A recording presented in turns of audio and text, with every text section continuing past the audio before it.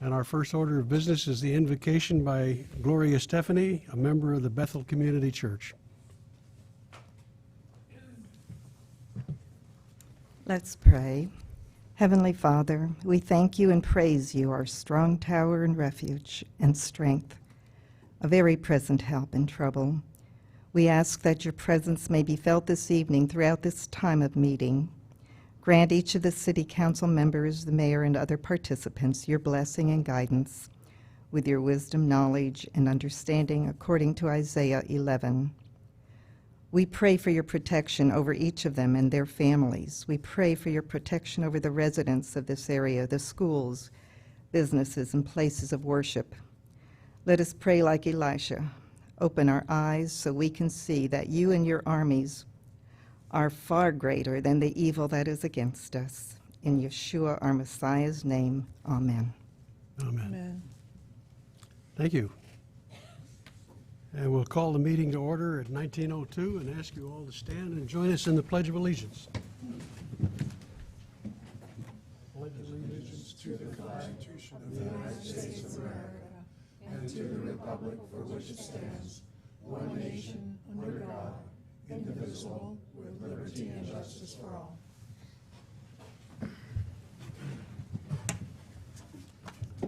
Thanks, everyone. Rose, can we have a roll call, please? Councilmember Boger? Here. Councilmember Wagner? Here. Councilmember Greenlee? Here. Councilmember Lindsay? Here. Councilmember McDaniel? Here. Mayor Pro Tem Shoemaker? Here. And Councilmember Freeman. Here. Are there any amendments to the agenda? For me. Seeing none, we'll move to the award recognitions. Chief Swinhart, I think you have one there. Thank you, Mr. Shoemaker, Council. It appears that our awardee is not here this evening. I missed Mr. Gamboa. Anywhere out here? We had confirmation that he was going to be here for this tonight, so I would suggest that we skip over me right now and see if he shows up a little bit later, and we'll tackle it then. Thank you. We'll try you again.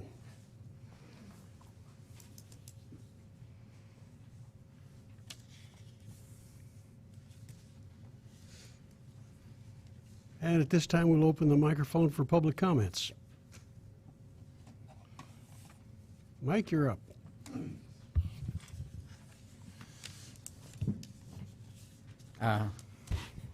Council and Mayor, Would, at least Mike, temporary Mayor. would you give us your name and address, please? Michael Wolf, I'm at 2259 39th Street, Washougal.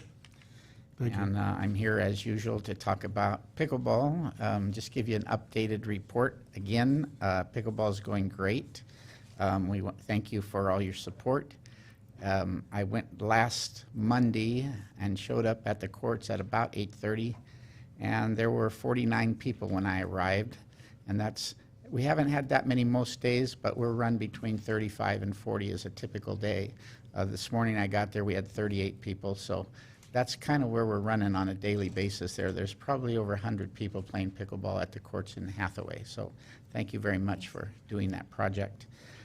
However, what I'm really going to talk about, and you've already, I know, been apprised of this with Dave Steinke at the workshop, but we've had an issue with one of the local residents there that's been pretty much trying to harass anybody who wants to do anything in the park that he's not used to since we started playing pickleball. And some of the things he's done, just to run through a few, he painted the curb in front of the mailbox. His contention was that the mailman needs to get in there, and so he painted the curb there, even though the mailman's never there at the time we're playing pickleball. So we let that go. Then there was still room for a car between the mailbox and the fire hydrant, so he extended the painting of the curb there, and I know he went out and did that himself. He told me he was going to do it himself, and he went out and did that himself. So it was so tight that no car could fit in there. He's been recently, he leaves his trash cans in the street in front of his house, spread out his trash bins, just enough so that nobody can park in front of his house. Generally, nobody parks there anyway, but that's just simply so that we can't if we needed to. He's asked people where they live when they come there to play. If they live in Camas, he tells them, well, you could play over there. And if they live anywhere else, he tells them, well, you can go play at other places. You don't need to play here. So he kind of harasses our patrons. He's asked people to look in their water coolers to see if they have any alcohol in them. It just goes on and on. It's pretty much a daily thing that he's kind of harassing the people that are there to play pickleball. And the group, I know, has been really nice to him and tried to appease him, ask him if he'd like to, try playing and other things. But he continues to do this. He's told people, he's come over and told us, well, there's somebody parked over the line in the parking lot. That when we had our tournament, we put up a little 3x5 banner for the tournament, and he came and made a big deal about, well, we better have it down by the end of the weekend. So it's just a constant thing. But more than that, he's managed to get the city, and I'm not sure how the actual decision is made, but apparently through the city engineer, to put up a no parking on his side of the street for a distance. His contention then was that the fire department couldn't make the turn there, but we've talked to the fire department, and they said they had nothing to do with that. So now just recently there's been another sign put up on the other street on 28th, so people can't park there. And there was a woman parked there this morning. She's been parking there. She's parked there before, and she didn't see the sign because it's been open before. And so he called the police for her, and they gave her a warning, so that was fine. But it's just a constant thing. And the thing that I would like to say is it seems like if he makes enough noise, he's a squeaky wheel that the city's been acquiescing to his demands. And that no parking that was just put up just really doesn't make sense. It's already got the curved, what do you call it? The curb is already curved where it goes in and out to where it appears that it's made that way so that people can park in that space.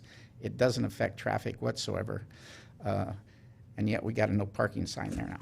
So I just want to say that I hope that that doesn't keep happening. He doesn't keep the harassment up, and that the city doesn't keep acquiescing to his demands, because they're really not making a lot of sense. That's pretty much that. We have other neighbors that have been wonderful. We have a 90-year-old that walks by every day, and he loves that we're playing out there. He wished he could. He's 90 years old and can't quite do it anymore.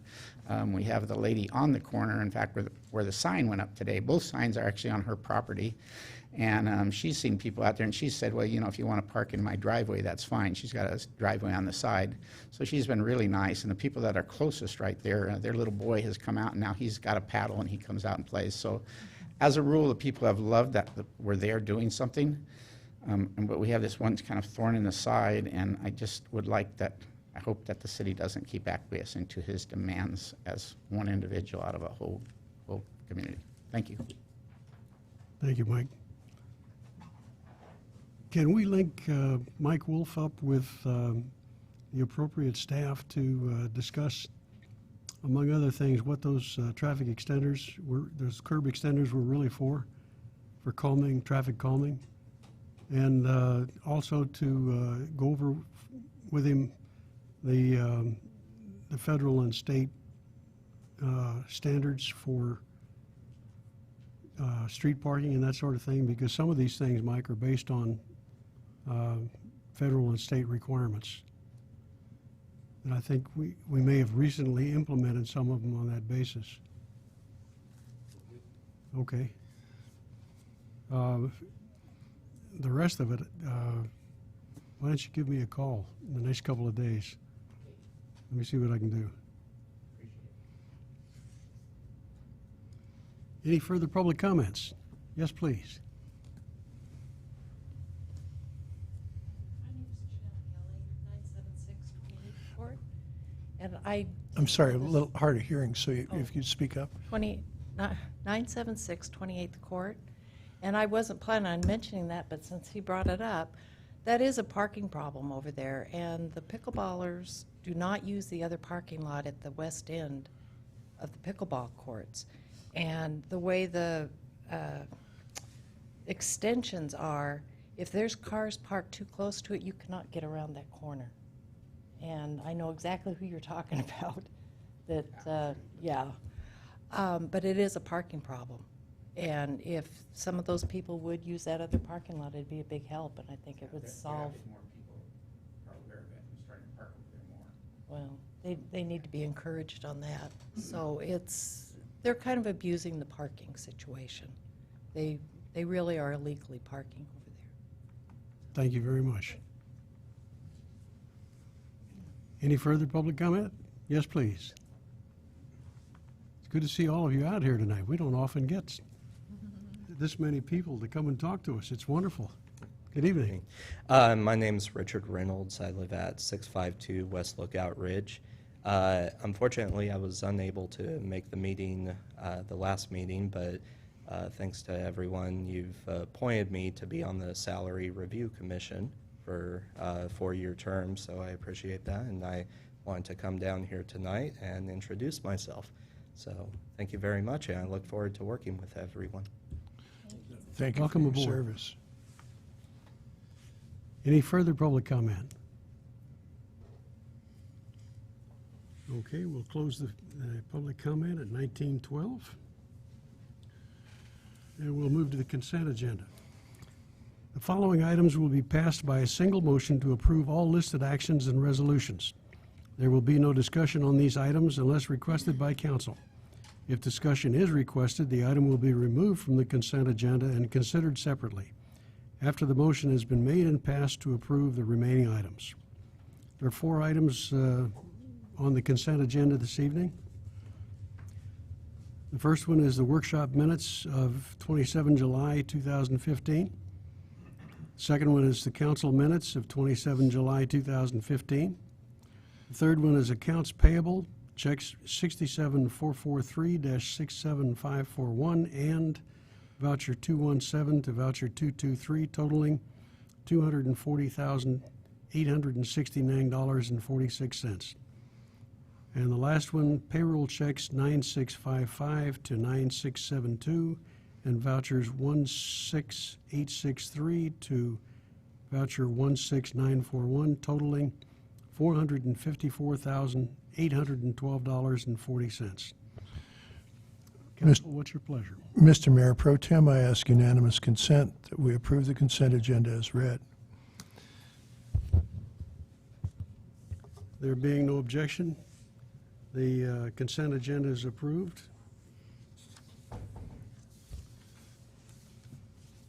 And we move to new business.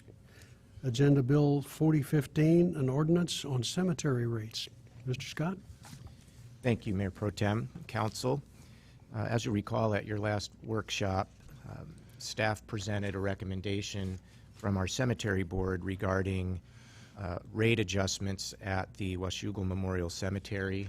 A comparative rate analysis was conducted to determine what would be appropriate updates to the rates. And then some additional services are proposed to be offered that would be partially offset by some new rates.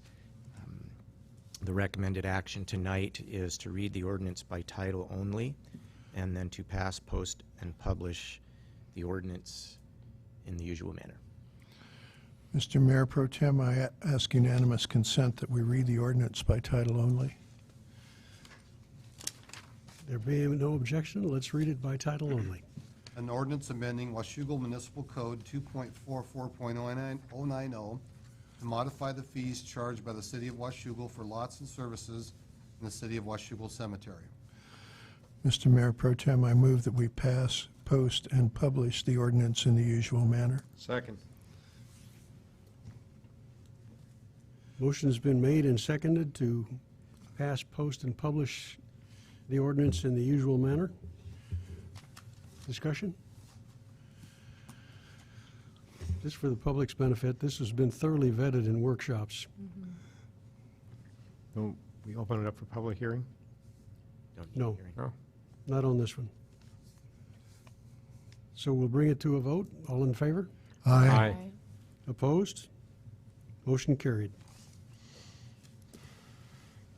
That brings us to Agenda Bill 41-15, an ordinance, utility bonds, and a presentation by Mr. Jim Nelson.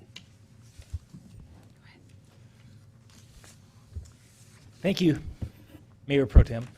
Jim Nelson, DA Davidson Bond Underwriter. As you may recall, I assisted you with your financing in 2014 on the revenue bond. So this is part 2 of the financing. So interest rates are still very low. I'll talk to you tonight about the market estimated payments, and then also the opportunity to refinance the 2005 refunding bond with this new money bond. There's economies of scale there, so you can achieve additional savings, interest cost savings, by refinancing the bond. If we turn to page 1, again, as a summary, the city needs to fund $8.5 million of new money improvements, plus a reserve fund, plus the associated financing costs. You also have the opportunity to save, current estimate is $28,000 a year for the next 4 years by refinancing years 2016 through 2019 of the 2005 bonds. They mature in 2020, but for technical reasons, you want to leave the 2020 maturity outstanding. Then you also have the benefit when you issue $10 million or less, and you get into the fine details here, the refunding bond, which is approximately $2.1 million, doesn't count against that number. But with the bank qualification, that lowers your interest rate by just over 0.25%, 0.30%. So right now, we're estimating that the par principal amount of the bond would be anywhere from $8.6 million to maybe $8,745,000, and that would be dependent on what term you would select, whether it would be a 20-year financing or a 25-year financing. So turning to page 2, you can see the current interest rate market that we're in. If you look right around November 2014, that's when you priced your issue last year, so you timed it perfect. Rates have crept up a little bit this year, but certainly not as much that all the paid interest rate experts said it would. And it's interesting when you look at that data point on May 23rd, 2013, because everyone said, okay, when the Fed starts to do this tapering program where they reduce the amount of Treasury securities and mortgage securities that they were buying, which was $85 billion per month, that rates have to go up. And they actually went the opposite direction during 2014. So sometimes, you know, the market sort of gets ahead of itself and factors these in. The million-dollar question is, will the Fed raise rates in September or will it be December? And that's really going to depend on the unemployment number. Right now, the unemployment percent is 5.3%. That, you know, continues to drop maybe down to 5% or less. Then that might encourage the Fed to take action, but it's anyone's guess at this time. The other factor that comes into play, you hate to wish this, but whenever there is bad news in the economy, you know, or international events, then that helps the bond market. So you hate to wish that, but it does help the interest rate go lower if there's all of a sudden there's a drastic downturn, whatever that might be. On page 3, sorry on the font's a little bit small. This is a 25-year payment schedule. Average annual payment is about $555,000 under the annual payment column. These are all estimates. The estimated net borrowing cost is about 3.53%. So that's still a very good rate for 25-year money. And then the box there at the top right corner of page 3, this is where we get into what I call the new math. For the last few years, investors have felt that rates have got to go up. And so when they buy bonds, they expect to have the interest rate set slightly higher than the yield to the investor. And that creates a premium price that they're willing to pay, some amount over 100%. So based on that premium amount, that means you issue less in bonds. So on page 3, you can see that we estimated a premium of $409,000, which is 4.68%. So if an investor buys $100,000 in bonds, they actually pay $104,681. And so when you think about all the investors and combine all that money, then they're basically, in a sense, writing a surplus for the city of $409,000, and that means you issue $409,000 less in bonds. So then below that, you can see the uses of funds. You would fund $8.5 million. You would have a deposit to a bond reserve fund. Estimate of the financing costs, just under $100,000 for everything involved, from the bond attorney, I'm known as the bond underwriter, the rating agency, escrow agent fees, and some other miscellaneous costs. And so then you can see how the sources of funds and the uses of funds balance. So that's a 25-year payment schedule. On page 4, we can see a 20-year payment schedule. So now, of course, the annual payment's going to be a little bit higher at $625,000. The net borrowing cost drops to 3.15%. You can see the estimated premium is about $604,000. And then you can see the costs and the uses of funds.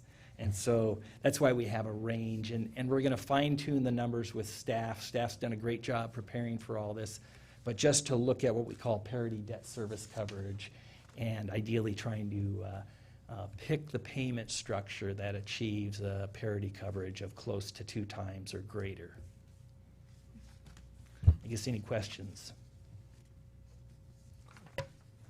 Page 5. You can see, this is the 2005 refunding bond that I originally worked on. And so this is a refunding of a refunding. So the IRS says in 2005, you refinanced the bonds in advance of the call date. But now that the 2005 call date is coming up on September 1st, 2015, you can do a current refunding, which means it happens at or after the call date. And so the estimate is that you could achieve a net savings after all costs are paid of about $28,000 a year for the next 4 years. And then for technical reasons, you're going to leave the 2020 maturity outstanding. It has a principal balance of $85,000. In fact, I was thinking on the way down, Jen, you don't want to pay off that last maturity early, because you want that surety policy to stay in place. That's why.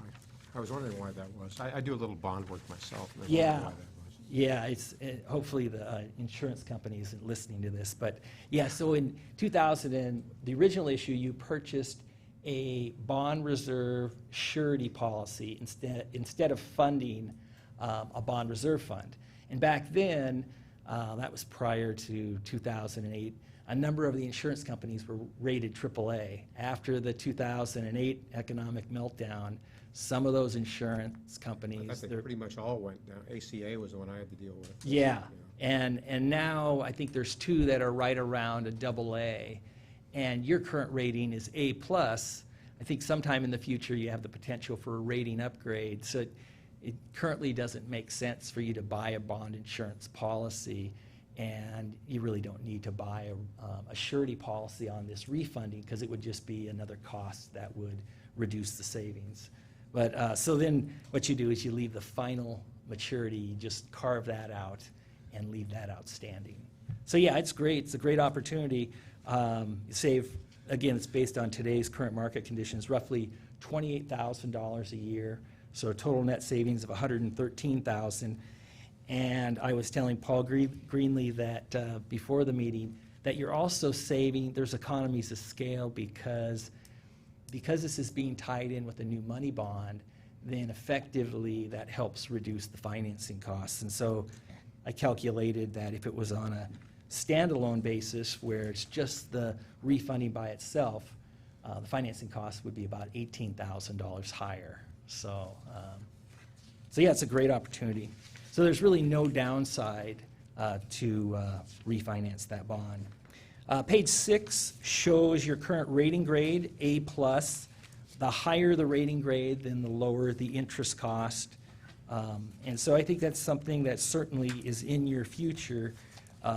Like a lot of cities, we're seeing more and more upgrades as a result of the rating criteria. So there's a real big focus now on financial policies, maintaining a strong cash balance, maintaining parity debt service coverage, use of outside consultants for rate studies, and so you're doing all those great things. Page 7 shows the schedule going forward. On July 30th, we had the rating rehearsal call. This is on step 3 with staff, and they did a great job. They're very well prepared, and the rating presentation will actually occur on August 17th. We'll know the rating grade right around August 25th. Release the preliminary official statement, which is the selling document, describes the city, your economy, the financials to prospective investors. Review the market on September 4th, and then probably set the final interest rates around September 8th. And we want to make sure it's early in September before the Fed may take any possible action. And so that's the key date, is September 8th, setting the final interest rates. After I'm done speaking, then Scott McJanet will get up and explain. He's the bond attorney. He'll explain the bond ordinance and the delegation parameters. And one of them is that it delegates the authority to the mayor, David Scott, or Jennifer Forsberg to sign the bond purchase agreement on September 8th, which at that point then the interest rates are firm and final and everything is set in stone. With that, I'd be happy to answer any questions you may have. Questions? I'll get one. Oh, yes. On the 27th of August, you're going to release the bonds to prospective investors. Through whom? Through our firm, D.A. Davidson. Yeah, Okay. we're the bond underwriter. And then our brokers will be contacting investors all over the state. There's the question of, local buyers, and they're certainly welcome to call us, local banks. However, in this market, the reason I say however is that a lot of times for the retail investors, what we call the mom and pops like you and I, that want to buy the bonds, once they see how low the yields are, a lot of times they go, oh gosh, I didn't realize they're that low. As council members, you cannot purchase your own bonds. So key staff members, David and Jennifer, Mitch and Trevor, they cannot purchase their own bonds, and the council members cannot. But if you're interested in buying bonds, give me a call, because we have plenty of other issues. I bet. But yeah, so that's the way the process works. And it's pretty interesting. We start about the day before, we put out a preliminary scale based on other comparable issues, based on what they call the spread to the municipal market data treasury index. And then our bond trader releases that scale about 7:30. For some municipalities and their staff, they'll actually choose to come up to our office and witness the bond pricing process. And it is very interesting. You only need to do it once, though. It's sort of like watching paint dry, But usually we start about 7:30 and we're done usually by 9:30 or 10. And then you can witness the types of orders coming in. For an issue like this, most of the orders will come in from banks, insurance companies, money managers. And there may be a few orders from the local retail investment community. Primarily, they usually buy the early years. But yeah, it's a pretty interesting process just to see those orders come in. And then there's the whole issue of market timing, looking at what's going on in the market, what's in the news. Is there an opportunity where the supply is really low and that helps lower your yield? Or is there an opportunity that's not so favorable where the market has overreacted to something over the weekend as far as the news? And if it does, then we'll be the first to recommend that we postpone the bond sale and just wait for the market to settle down. Sometimes we've seen that where there's just speculation going on, issues with Greece and other circumstances. But usually those negative stories actually help the interest rate. So, is any other questions I can answer? Thank you. Okay. Thank you, Jim. Good evening. I'm Scott McJanet from K&L Gates. I don't have to speak so loud to the microphone, I guess. I apologize. It's always a pleasure to come down. Thank you for the lovely drive and for the good weather holding one more day. I think last time I came out last year, it was bucketing rain, so this is so much nicer today. Always a pleasure to follow Jim because he does such an able job of covering all the bases that need to be spoken of. He's one short bar examination from rendering me completely superfluous. Nonetheless, if I could touch on a couple aspects of the delegation resolution you have in front of you, just to remind you that you are in fact approving the issuance of the bonds subject to certain conditions, but you're effectively granting permission for the sale of the bonds to be done in your absence. You're saying within this box I'm going to outline for you, go ahead and execute the bonds if they are a good enough deal. Specifically, for the refunding bonds, you have both a savings target, so it has to be at least 4% of the amount being refunded. It has to be saving enough money to make it worthwhile, as well as a true interest cost. So you're also saying not only do you have to save a lot of money, but it can't be more than 3%. If it's not more than, was 3%, right? 3%. If it's not more than 3%, come back and talk to us before you make this deal. And the maximum dollar amount, of course, of $2.2 million. Which has been calculated by Jim with a sufficient buffer that market conditions can change or flex a little bit, and you'll still have just enough overhead to be able to get the deal done. For the new money, your conditions are maximum of $10.8 million and a true interest cost, the ceiling of 4.5%. Obviously, no savings target for that. Jim already touched on preserving the surety bond, but I wanted to just, I love that idea that you keep that last, some issuers even keep only the last $5,000 of the last bond outstanding. But you're keeping that last maturity outstanding, and that's worth $583,000 in your reserve account. So that's a continued almost $600,000 value that you get to enjoy for the next 5 years until the bonds finally mature. The other box that you're building is it's a limited delegation, so you have to sell these bonds by June 1st of next year, or else you're saying too much time has passed. Remind me what we were going to sell these bonds for. What's up with that wastewater treatment plant? What happened to the reservoir? Come back and talk to me before you sell the bonds. So it's got a limited time frame, and there's a report back to you on what the actual bonds sale, how it went. Come back and tell me what kind of a deal we got. So within that, you've delegated it out to the city to enter into the bond financing transaction. As Jim said, you're an excellent credit rating at A+. You mentioned that there's a conflict of interest in case a broker should call you up and offer you your own bonds. You should probably decline to make that purchase. And otherwise, I don't think there's anything else different in this transaction than the other ones that we've entered into last year and the year before that. The new money proceeds go into the construction fund. The city will diligently track their expenditures and make sure it's done within IRS timeframes so that you comply with all federal tax laws to keep it tax exempt. And the refunding money goes to an escrow account where an escrow agent takes care of all the minutia of redeeming the bonds on their call date. That being said, I don't think I had anything else to add unless you had any questions as to the form of the resolution. I'm happy to talk about bonds as long as you can keep me engaged. I'm good. No, I'm good. Yeah, go ahead. He said he's good. Oh, okay. Councilman Boger can plug it Mr. into Scott, the is there anything else you wanted to add from a staff perspective? It's got to be easy, right? Ah, yes. Mrs. Forsberg. In addition to what's listed in the agenda bill, I just wanted to point out that the new money is included in the rate study from FCS. We had hoped to get different money last year at this before we issued the last bond, and unfortunately through the legislative session we did not get different money. So we had factored in worst case scenario, if you can call it worst case, because the rates are pretty good. And this has all been factored into the current rates. And so with that, we would recommend reading the ordinance by title only and pass posting and publishing the ordinance in the usual manner. Council, what's your pleasure? Mr. Mayor Pro Tem, I ask unanimous consent that we read the ordinance by title only. Seeing no objection, let's hear it by title only.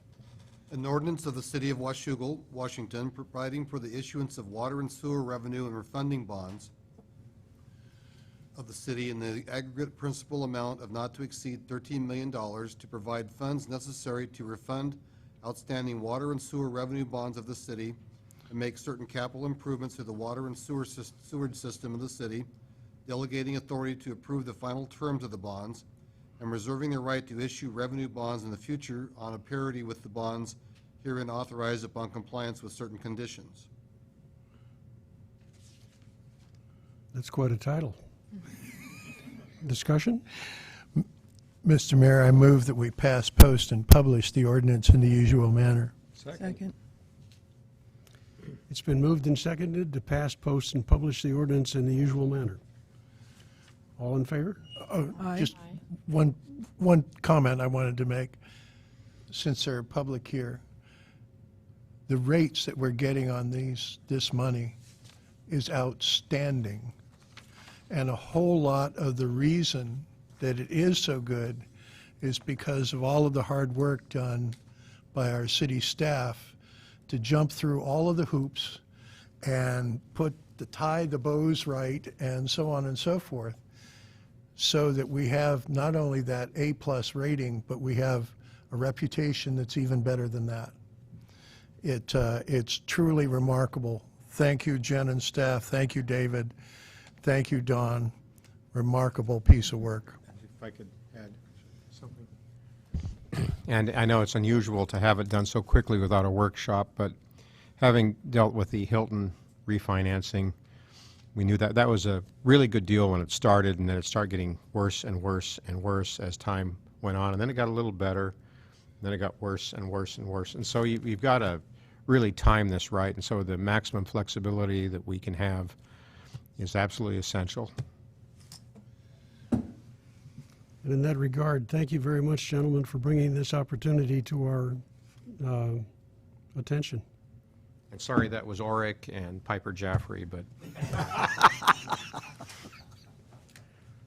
Okay. Second try. There's a motion on the floor to pass, post, and publish in the ordinance in the usual manner. All in favor? Aye. Opposed? Motion carried. Thank you all. Keep your fingers crossed. We will indeed. And that brings us to our second opportunity for public comments. Where's the fire chief? Megan? What happened to the fire chief? He's not in the room. I lost track of him here. He's not here. You want to go find him? Did I think the young man just arrived. Okay, Which is what good. made me bring that up. Sorry to interrupt. I know it was While we're waiting for about that, public comments. are there any public comments? I think we exhausted them in the first session.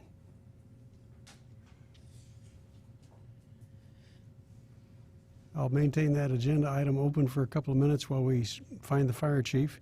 He has an award and a recognition to make tonight.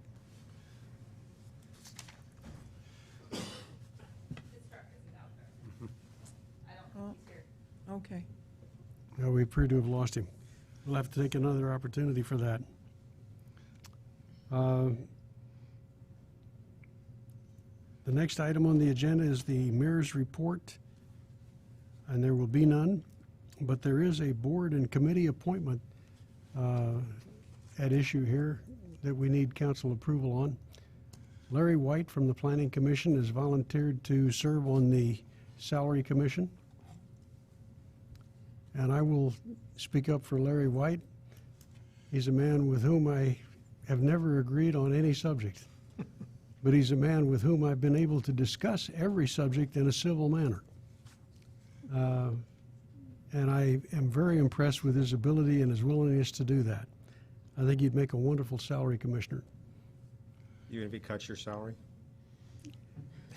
Did he cut my salary last time? Somebody cut it last time, I don't remember. I guess it boils down to what you're worth in the economy. Do we need to move for approval of that? I so moved. Second. Moved and seconded to approve Larry White for the Salary Commission. And Vacancy. I'd like to second your comments, except Larry and I do agree with each other about half the time. Noted. All in favor? Aye. Opposed? Motion carried. We'll have to congratulate Larry. He couldn't make it here tonight. We're down to council member comments. I have just one, and this is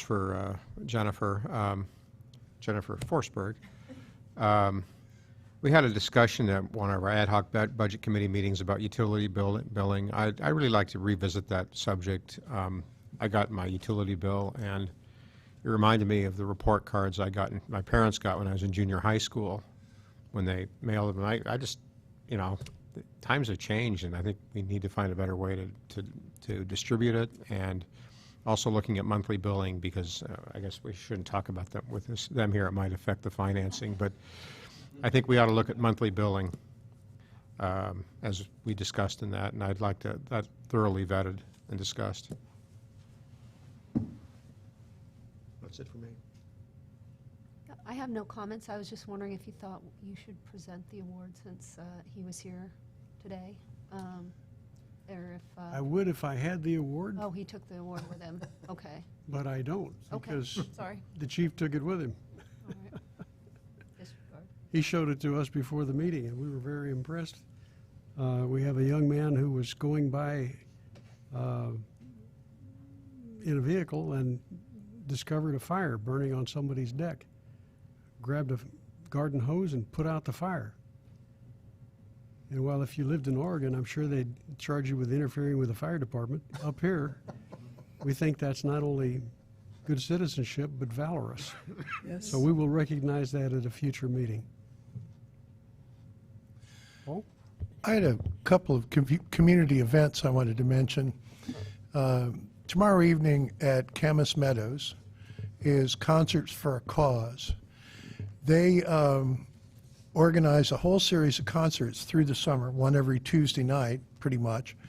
And whatever funds are raised at the door go to a charity. I couldn't tell you what it is tomorrow night, but the band is a Tom Petty called Petty Fever. On the 15th, which is this coming Saturday, the Port is having their second concert of the summer, and that's Rocket 88 is the headline band there. And those concerts are a lot of fun. Great family fun beginning 3, 4 o'clock in the afternoon. Food, a very low-key beer garden, family music. They're a great time. I highly recommend them. I'm missing one thing. What was it?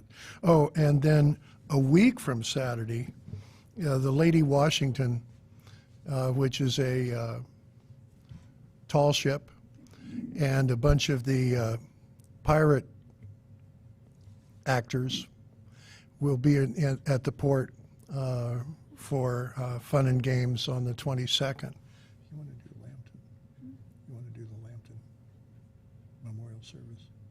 Do you want me to? No, I do that. And we had a major loss over the past 2 weeks. Mark Lambton, who is a port commissioner, died. He fought cancer for a long time. And Mark really led the charge in the transformation of the port of Camas-Washougal from the bad old days of Riverwalk and that kind of craziness to a port that we can all not only be proud of but enjoy. The Washougal Waterfront Trail will be complete sometime within the next year or so. They got more than $2.5 million of outside grant funding to help build that. And in the process, they will transform that old Hamilton property, the old lumber mill, into a new waterfront park and some development that will help support the city of Washougal. He was a remarkable man, and he will be missed greatly. His memorial service is at the port at 10:30 in the morning on Friday, the 21st. That's it. On August 22nd, Saturday, at 10 o'clock in the morning at the Downtown Reflection Plaza will be the unveiling of Seaman, the dog statue that's a gift to the city of Washougal. Seaman was the dog that traveled with Lewis and Clark. So that's another event. Please join us.